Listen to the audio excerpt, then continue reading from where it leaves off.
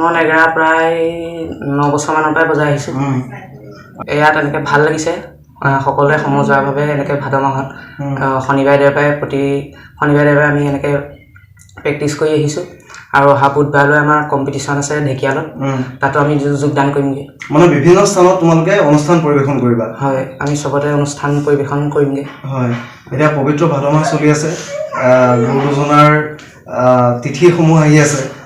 এই সময়ছোৱাত অসমৰ বিভিন্ন প্ৰান্তৰ তোমালোকৰ সমনীয়াসকলে যাতে যিসকলে আজিৰ দিনত এই সংস্কৃতিটোক লৈ পেলাই ইমান মানে কি চিৰিয়াছ নহয়, তেওঁলোকক কি ক'বা? হয়, তেওঁলোকেও এনেকৈ চবতে যোগদান কৰিব লাগে আৰু নিজে নিজেই শিকিবলৈ আগ্ৰহী হ'ব লাগিব, তেতিয়াহে শিকিব পাৰিব নিজে। তুমি ইয়াৰ পূৰ্বে ক'ৰবাত মানে অনুষ্ঠান কৰিছা, তাত তুমি পুৰস্কাৰ লাভ কৰিবলৈ সক্ষম হৈছা? তুমি ক'ত ক'ত পুৰস্কাৰ লাভ কৰিছা?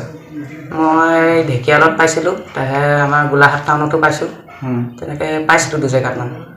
আমি ভাদ মাহৰ উপলক্ষে শনিবাৰ আৰু দেওবাৰে প্ৰত্যেকটো দিহানাম, বৰগীত, নেগেৰা নাম, লোকগীত আমি সকলোখিনি অনুশীলন কৰি আহিছোঁ।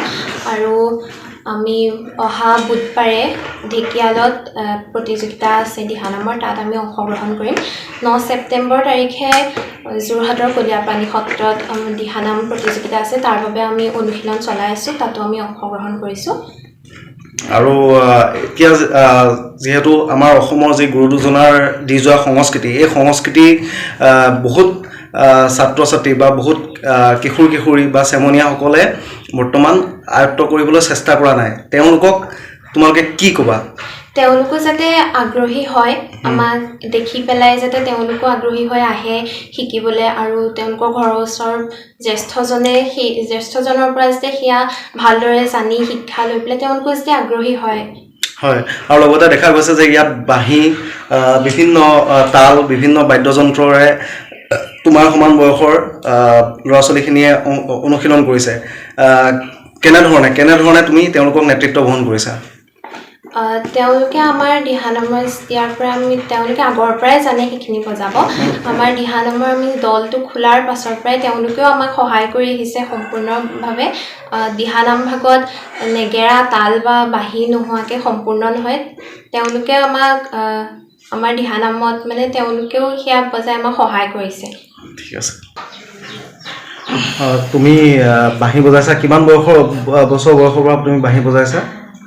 মই 11 বছৰ পৰা। তোমাৰ কিমান আছে বয়স এতিয়া? মই এতিয়া 13 বছৰ। তাৰপিছত কোনে তোমাক কোনোবাই প্ৰশিক্ষণ প্ৰদান কৰিছে নেকি? হয়। কেতিয়াবা শিকিছা? মই বেছি দিন হোৱা নাই। হয়। কেনেকুৱা লাগিছে? ভাল লাগিছে। হয়। আৰু ক'ত অনুষ্ঠান কৰিবা এতিয়া? আমি এতিয়া বুধবাৰলৈ ঢেকিয়ালত কম্পিটিশ্যনত আমি যোগদান কৰিমগৈ, আৰু যোৰহাটতো যোগদান কৰিমগৈ। হয়। আৰু কেনেকুৱা মানে ৰাইজৰ পৰা কেনেকুৱা ধৰণৰ সহায় পোৱা তোমালোকে? আমাক যে এনেদৰে আৰু আগবঢ়াই নিয়ে, আশীৰ্বাদ কৰে। ৰাইজক আশীৰ্বাদ বিচাৰিছা?